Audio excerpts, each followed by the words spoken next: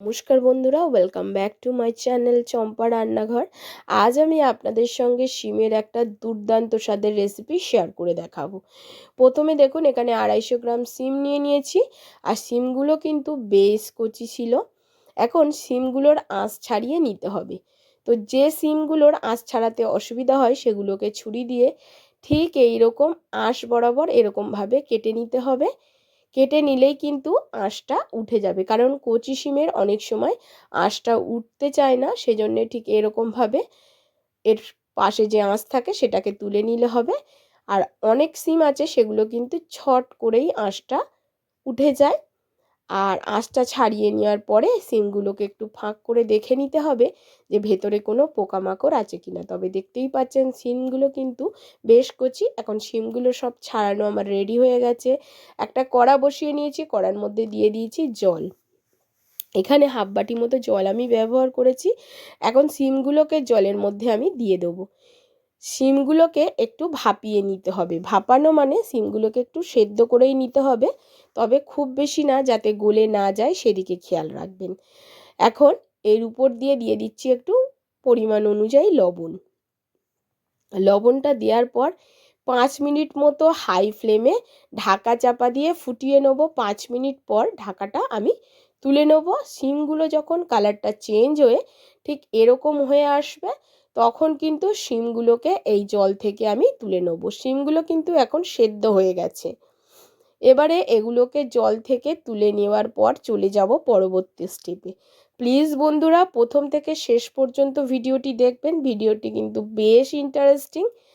আপনারা অনেক রকমের শিমের ভর্তা কিন্তু খেয়েছেন, সেটা মিক্সির জারে বেটে বা শিলে বেটে বা হাতে মেখে, কিন্তু আজ আমি যেভাবে দেখাচ্ছি সেটা কিন্তু খেতে ভীষণ টেস্টি।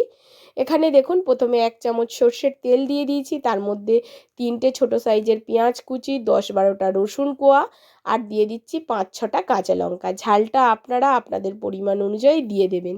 এখানে তেলের ওপরে যখন পেঁয়াজটা আমি দিয়েছি বন্ধুরা, ক্যামেরাটা অন করতেই ভুলে গেছিলাম, তার জন্যে পেঁয়াজটা দেওয়া দেখাতে পারিনি। তবে এখানে অল্প পরিমাণের সর্ষের তেল ব্যবহার করবেন। মাত্র 1 চামচ সর্ষের তেলের মধ্যে পেঁয়াজ রসুনটাকে দিয়ে কাঁচা লঙ্কাটাকে দিয়ে এরকম হালকাভাবে ভেজে নিতে হবে। তারপরে এর মধ্যে দিয়ে দেবো ছোট ছোট সাইজের 3টে টমেটো। টমেটোগুলোকে দুভাগ করে নিয়েছি, আর যেটা কাটা ভাগ সেটা কিন্তু তলাতে মানে কড়ার নিচে দিয়ে দিয়েছি। ঠিক এরকমভাবে দিয়ে দিতে হবে। এরপরে এর ওপরে শিমগুলোকে দিয়ে দিতে হবে। আমি ঠিক যে পদ্ধতিতে শিমটাকে রান্না করে দেখাচ্ছি, আপনারাও কিন্তু সেমভাবে কিন্তু করবেন বন্ধুরা। এতে কি হবে, শিমের ভর্তার যে আসল স্বাদ, একটা স্মোকি ফ্লেভার আপনারা পাবেন। এখন দেখুন, এর উপরে দিয়ে দিচ্ছি পরিমাণ অনুযায়ী লবণ। তা লবণটা বুঝে দিতে হবে, কারণ শিমটাকে সেদ্ধ করার সময় লবণ দিয়েছিলাম। এবারে এর উপরে সিদ্ধ করা শিমগুলোকে দিয়ে দেবো। দিয়ে আবারও 6 মিনিট মতো ঢাকা চাপা দিয়ে রাখতে হবে। ঘড়ির কাঁটা ধরে 6 মিনিট মিডিয়াম ফ্লেমে দিয়ে ঢাকা চাপা দিয়ে রাখবো। 6 মিনিট পর ঢাকাটা তুলে নেব। এবার একটু নাড়াচাড়া করে দিতে হবে। এখন দেখবেন শিমটা কিন্তু বেশ সেদ্ধ হয়ে গেছে, আর খুন্তি দিয়ে চাপ দিলেই শিমটা কিন্তু ভেঙে যাচ্ছে।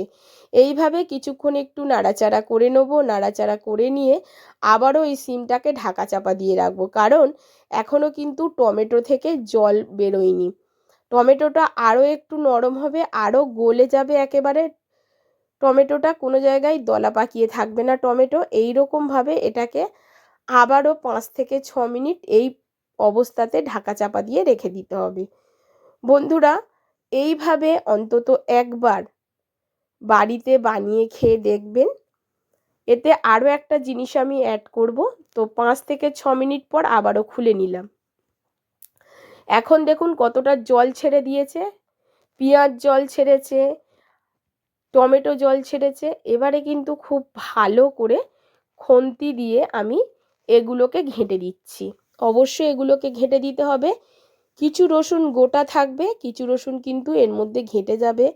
লঙ্কাগুলো এইরকম নাড়াচাড়া করার পরে লঙ্কাগুলো একদম ঘেঁটে যাবে, আর টমেটোর কোনো চিহ্নই থাকবে না গোটা গোটা। দেখুন, বুঝতেই পারবেন না।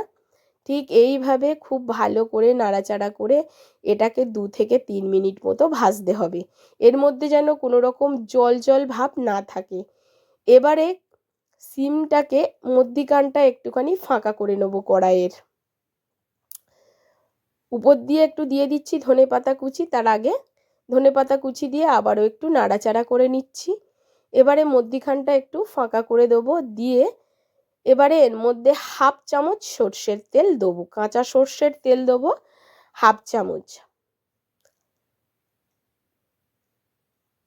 সর্ষের তেলটা দেওয়ার পরে এর মধ্যে 1 চামচ দিয়ে দেবো কালো জিরা।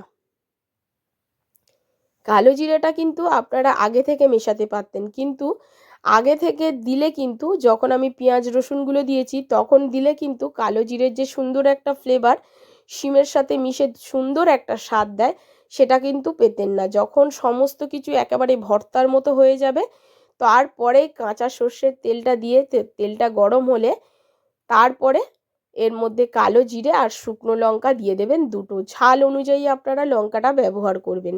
এবার একটু নাড়াচাড়া করে হালকা শুকনো লঙ্কাটাকে ভেজে নিতে হবে।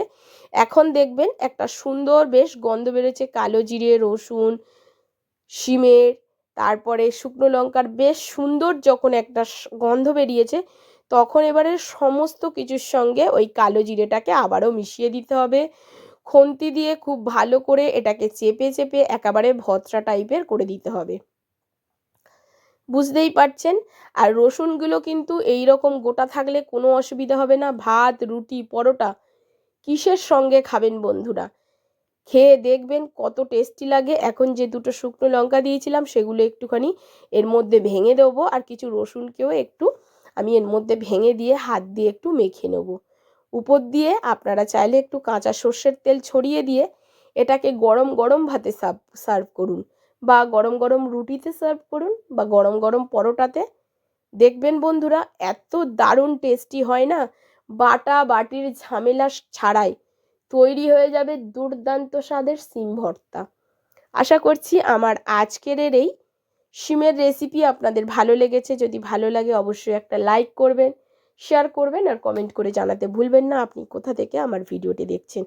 আজ এই পর্যন্ত বন্ধুরা, আবারও দেখা হবে অন্য কোনো নতুন রেসিপির সঙ্গে। নমস্কার, সবাই সুস্থ থাকবেন, ভালো থাকবেন। সিজন চেঞ্জে প্রথম সিজনের এই সিম ভর্তা কেমন লাগলো